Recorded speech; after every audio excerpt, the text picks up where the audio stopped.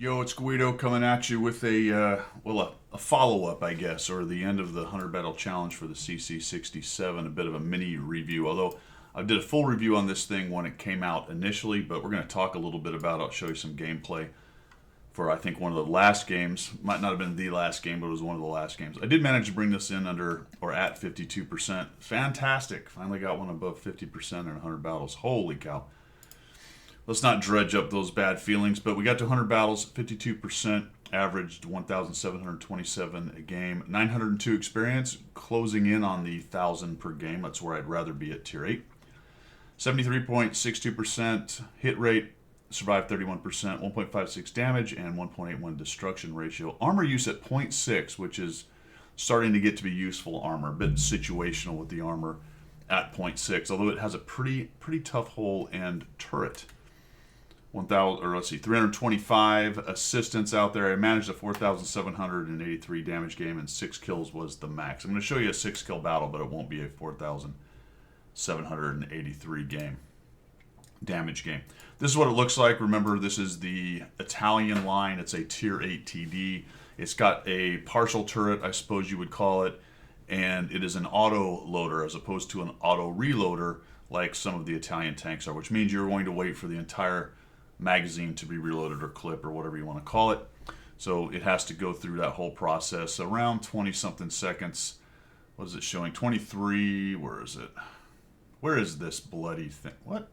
How come I can't find it? What am I looking for? 20. Wait. What? Ah. It just happens to be a very similar number. 23.44 seconds plus bonuses on reloading from Brothers in Arms, vents, yada yada. I'll show you what my loadout was when we get into the game, because I frankly don't exactly remember it. I was carrying a bit of heat. The heat is giving you 300 pen, which is decent for a tier 8, but it is heat as opposed to APCR. It's got a 400 alpha on those shells as well. I think I did run food. If I click there, yeah. I was running food for the most part, although I had an option to go over to automatic fire extinguisher. So a decent amount of heat, food, and I was running some of the bounty equipment, which again we'll take a look at when we get into the game. Let's take a quick look at a comparison here, which I did on the main review of this thing, but I just want to refresh your memory. The thing about the CC67 is that the Vipera exists. And I think it really got overshadowed. I may have even come down on the side of the Vipera being better. I don't know. Personally, I kind of like them both. They sort of have a different niche. I've also chucked in the AMX AC48. And I guess a different niche is not the best way to explain that. They just play slightly differently. The thing I like about the CC67 is the shorter reload time will allow you to get back into the fight quicker if you use all your shells, but the Vipera has 5 shells, whereas the CC has 3. So it's an interesting trade-off. Let's take a look at those numbers a bit, and we'll talk about that. 400 average damage for all of these, to include the AC48, which is kind of the OG tier 8 auto-loading TD. Pen is 226, better than the Vipera, not as good as, look at that, it's really nice at the AC48, but remember we're running 300 heat pen right there. The reload is what I was talking about just a second ago, 23.97, 34.52 with the Vipera, and 32 with the AC. Now we've got 3 shells, 5 shells, and 3 shells. Let's roll down here real quickly before we talk about the gun stats and talk about the average damage per minute, which gives the CC 1896, the Vipera a little more at 2000, and then the AC48 at 1895. And I found this sort of interesting because I was looking at the numbers, and if you look at the reload, they both have 3 shells, the CC and the AMX, but the AMX is almost 10 seconds more reload, but they have the same, basically, DPM. I might have said DPG earlier, I meant DPM. And I thought, wait a minute, what's going on? Well, check this out. It's the intra-clip wait. The CC and the Vipera have a really long wait between shells. 7 seconds for this one, and the Premium has 6 seconds before you can shoot another shell, whereas the AC48 can shoot within 2.7. So just the wait time to get the shells out of the barrel actually impacts, even though the AC48 has a 10-second longer reload, the culmination of all of that is about the same DPM, which I thought was very interesting right there. You have such a long intra clip on the CC that even with 10 seconds faster on all 3 reloading, you still end up with the same DPM. Well, there you have it. Turret traverse, 35 degrees either side. The Viperia has 10 more. Of course, this is just a solid casemate for the AMX right here. The aiming time is good on the CC67 at 2.3, better than the Viperia, a little bit better than the AC. The dispersion is not anywhere near as accurate as the AC48, but it is a little bit better than the Viperia at 0.4. Survivability. The CC has some nice hull armor at 260. The Viperia is no slouch at 210, but a little bit better angling, I think, really on the CC. It's not great, but a little bit better. The CC is coming at 260 on the turret, the Viperia at 275. Decent turrets. That speaks to the 0.6 armor efficiency going on. Of course, the AC48 does not have a turret. It only has a hull, and it's nowhere near as heavily armored as these two things. So pretty decently armored for assault TVs. The problem with that, of course, that tier 8 is 9 and 10 exists, as does 2. The CC67 is faster and I think a little bit more agile than the Viperia, especially you consider traverse speed of 29, almost 30. And that's 10 more degrees than the Viperia, which is very sluggish in turning around.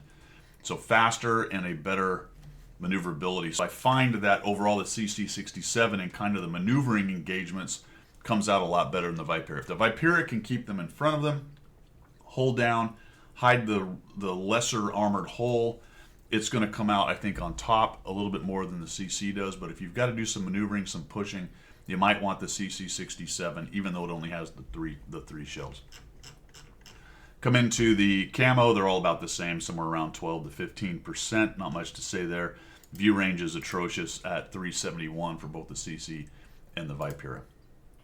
All right, there you go.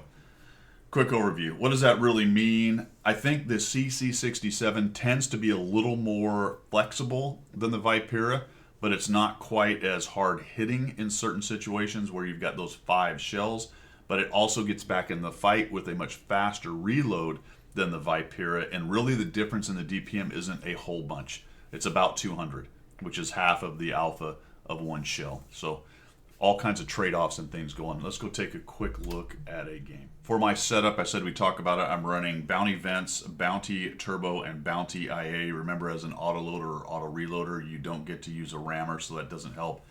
And I am running food, which is, there you go. Well, I guess you still can't see it. Anyway, need to move my camera over. That's the way I've got it set up. This is a top-tier battle. We are on Himmel's Tundra Dorf, so yes, I'm probably going to have a better day than I would if I was bottom tier, hopefully anyway, although I don't know these days, man. Sometimes you just get absolutely swarmed in today's meta, or maybe you just have people camping in the back. All right, we're going to let it go, all right? We're not going to complain. We're just going to talk about the CC67, except I already complained, so whatever. CC67. Headed up to the hill on Tundra Dorf. Is that right? My Tundra? Yes. Himmel's Tundra Dorf. All right, where are my buddies going? Let's see. We've got a Type 63 and an ISU and a WZ. A couple of the 8s are over on the other side. The WZ is backing up the 8s, and I'll just push out here and I'll thump the buggy, who is inexplicably shooting HE. And of course, nobody came up the hill from the enemy team, and that just allows us to own it. We're all up on top here, getting things done. So I drop a 395 shell on that guy. The depression's okay. Looking for a nice shot here. Now notice I've taken a shot out of my clip, out of my magazine. And looking for another one. All right, there we go. We got this Su-100 just sitting here. We're going to thump him. We'll let it aim in nicely. Check it out. Guido actually did a fully aimed shot. You got to love it. Is he going to do another one? I don't know. Maybe. Probably because it just takes so long. And we ammo rack it. A little excessive, I think. Overkill. But we get that guy done, and we've cranked it up to 1,005 damage with a kill. Not the greatest Sniperino tank. Not terrible, but not the greatest. I'm going to try to take a shot at this guy's hatch, I think, just for giggles here. Okay. Probably the greatest sniper tank in the game. But things just happen correctly sometimes for you. You'll notice that I reloaded in there. Now I'm going to hit C. Remember that C forces a reload. I actually ran into a couple players recently who didn't seem to understand that because they shot their shell into the ground.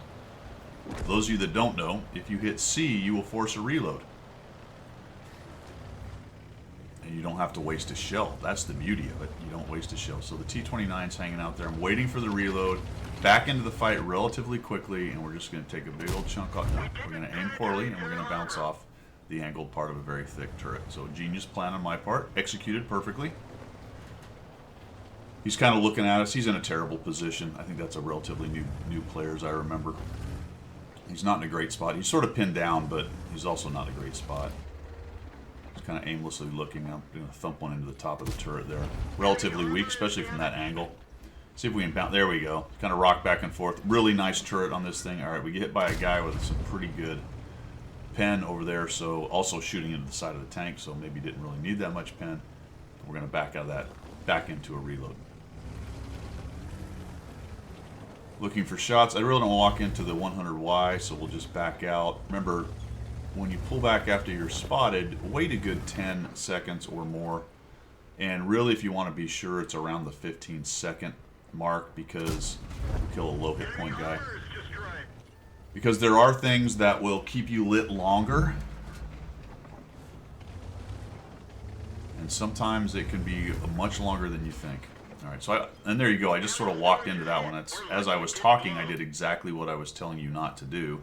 I was lit. I might have still been lit. I'm not 100% sure, but either way, I walked up onto the shelf there while lit and got thumped.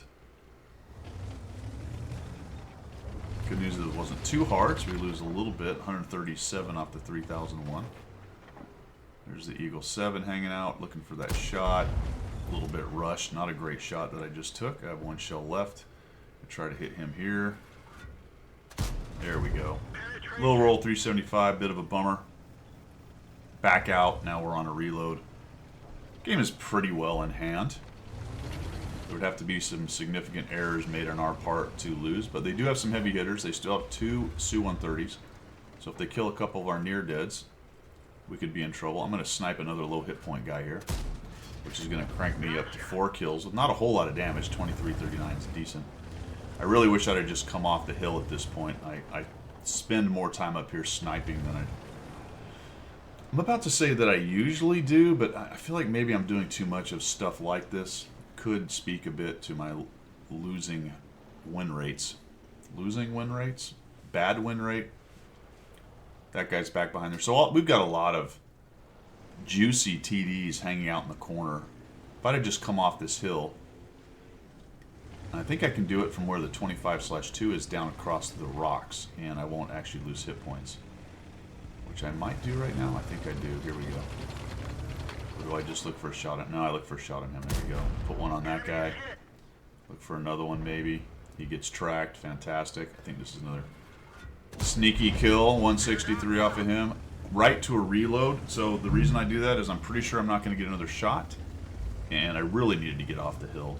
I think I finally do it. Here we go. This is the route you can take, fellas. We'll get you off that hill without losing hit points. The opening to the other side, I think, can be done, but it's a bit trickier and easier to lose hit points. So there are certain places on maps that you can dive off. Maybe dive is a bad description, but come off of hills like that where it's not steep enough that you'll lose hit points. So I'm going to come around here with HE. We'll just blap him. 78. And we're up to 6 kills, 2,982 damage. I don't think I get another kill here because this guy's over here and he's got really low hit points. I don't even know where he is. See, I'm looking over there and he's already been lit. Then he dies. So 2,982, we get 6 kills out of this thing. You know, at 52% win rate. I actually like this. I don't know if I like it more than the Vipera. I think the upside on the Vipera can often be a little bit more devastating for the other team. If that thing's really singing, it can do some serious damage. This one is just more flexible. I find it more useful in more situations maybe than the Vipera, but maybe not as brutal as the Vipera can be at times. But if you like a little more mobility and a little more flexibility in your, pushing assault TDs, this one might be the one for you. If you just want to Mongo smash, the Vipera is probably closer to your play style right there. I liked this thing. I was running a much better win rate for a long time in this, but I did get across the finish line with 52%. It can probably do a little bit better than that in the right hands, but I just wanted to re-attack it because I'm not certain that my initial view of it was exactly correct. I think it's a bit better with a bit more flexibility and capability than I initially gave it credit for. Mostly because it was very colored by the fact that the Viperia exists. And again, I'm not saying the Viperia is some kind of magic, great, amazing, best tank. It's just kind of a brutal beast at times. This one is a little bit more refined. Maybe this is the Hound to the Viperias of the Mountain. Something like that. I don't know. That's all I've got, guys. Have a great one. We will see ya.